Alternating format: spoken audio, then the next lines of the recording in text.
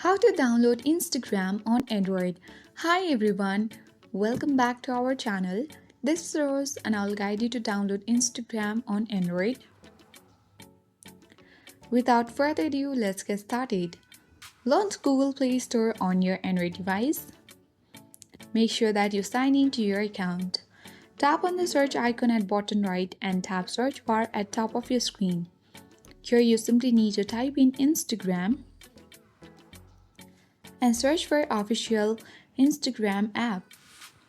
Once you find it, tap on the install button at right side of the app, and depending upon your storage you have on your device and internet connection, it will take a few time to download and install on your device.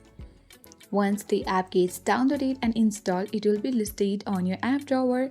You can easily place it on your home screen and then sign up and set up Instagram and use Instagram on your device. So that's all for today. I hope this guide was helpful. If it was, then don't forget to like, share and comment. Thank you for watching and I'll see you in the next video.